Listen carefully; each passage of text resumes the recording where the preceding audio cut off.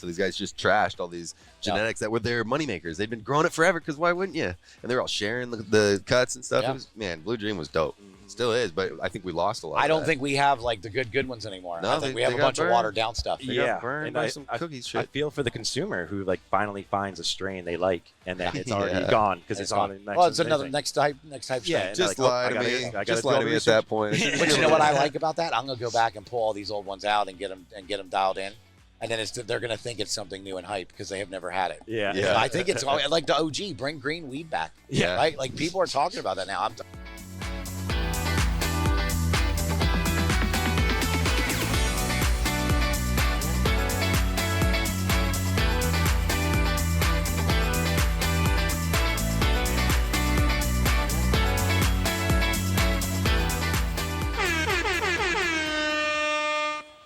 Hey guys, I'm here with Beard Bros and Eric from Trinitrees Farm.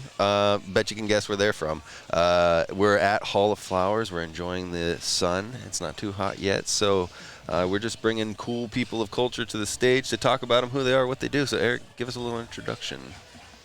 Hi, my name is Eric. I'm from Trinity County, Weaverville. My farm name is Trinitrees Farm.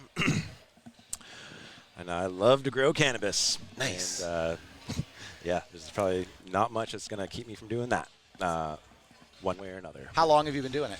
I moved to Cali in 2007, grew my first plant in 2009, and never looked back since then. So 2009, every year, done a garden or grown a plant one way or another. The 10s were great. It was like so low risk. There was still good money in it. Like that was the golden years. Yeah. I miss those 215 days. Just to get one more year. One more year of it. I dream about that every now and then. Yeah. Same. Well, so tell us a little bit about, so you have a farm, I'm assuming licensed farm. Yes. Tell us about your operation. What kind of strains do you like to grow? Do you use the sun? Yes, sir. Yeah, the best one lighter up there. Yeah, no It is doubt. the How much best does that cost you? Oh, free. Property tax. Yeah, no doubt. Licensing fees. Yeah. I got a 10,000 square foot permit. I do full term sun grown, so no greenhouses, none of that. I do keep a mother room, and I do keep my strains around when I find one that I like. And yes, I do grow the strains I like, not for the market, which isn't the most popular thing, but Well, that's coming back around. Yeah. OG's popular again. Yeah. and Blue Dream. And listen, Blue Dream has been the #1 selling flower for years. Nobody Forever. wants to admit it, but if you go look at most states, like the #1 selling strain is Blue Dream. What's funny is a lot of them are lying about what they got and calling it Blue It's probably Dream. not Blue Dream. That could be too. Which is so unfortunate because at one point in time, this is all Dude, you Blue could Dream find. probably made more money for more people than any other strain. Yeah, Yeah. Jaeger, Oh. a close second. Like Southern Oregon Jaeger got to extreme. It Like did, what it the did. fuck? Everything purple was Jaeger. It's like, oh my god, no more Jaeger. So sun grown. Sun grown, yes. I like to see the plant grow into its fullest potential and the fullest part of its life. The idea of forcing it into flower, that's one way to do it. But I like it to transition naturally. Well, I mean, it's a perennial, right? It's supposed to be a perennial. It's supposed to grow, seed, and then regrow again. Yep, Right. yep. But honestly, too, a lot of people don't recognize that. I grew up as an indoor grower because I was on the East Coast. But I will say, I think outdoor is the most challenging way to grow. I feel like you have the most variables against you growing in an outdoor situation without the protection of a greenhouse or a wall. Yeah, definitely. And which I would agree with that, and say climate in your little microclimates is very important where you choose to grow. Certainly. Doing all of that research if you're going to be doing the sun-grown outdoor. Yeah. Definitely. What about your dirt? My dirt. Unfortunately, Trinity County does not have the best natural dirt. That's unfortunate. So you got to do something about it. So yes, I did buy some quality soil locally, as local as I could get, and that was my start. And then since then, I've been amending cover crops, growing new dirt. Exactly. Good for you. You can make good dirt anywhere. It's just a matter of doing it Time. correctly. Yeah. Yes, Right, time. time. Like where our soils are clay and rock, and definitely down. I've tried to do some of reconditioning that soil in my veggie beds, and it's clear, that they're not loving life, but they're growing. Yeah. So yes, I do above ground pots more so. I've tried in the ground with the soil before. Overwatering is much more easier than having your above ground pot, so that's just like a little bit of a safety thing. But well, and the reality of it is most people don't realize this because most people overwater plants, but cannabis isn't like some massive water-loving plant. It needs to dry out in between water. Yeah, it's a high desert plant. Yeah, it's used to being dry for long periods of time. Especially the Afghan strains, right? Yeah, We're talking about that's not a wet area in Afghan. Right. So I mean, so a lot of people don't realize that, and so I can completely understand why you would not. You can't control that when you're in the ground. If the ground's wet and it stays wet for 2 weeks, you're just stuck, and that's not good for cannabis. Well, there was a huge problem where when the East Coast hemp states started turning on, they were taking Oregon genetics to the East Coast and were failing because the humidity was so much crazier than this Southern Oregon hemp, and they didn't, think about that when they were picking genetics. So what do you look at when you're picking genetics? You said it's like what you like, so I guess what do you like? Yeah. I've liked a lot of what the Humboldt Seed Company grows. Okay. Shout out to Humboldt Seed Company. Yeah, Humboldt Seed Company. I've been currently growing their jelly donuts. Okay. I know that's a newer strain of theirs. It's a White Runs crossed with Hella Jelly. I've been very happy with how that produces out. All right. That's actually one of my more popular eighths and bags I have on the shelves right now.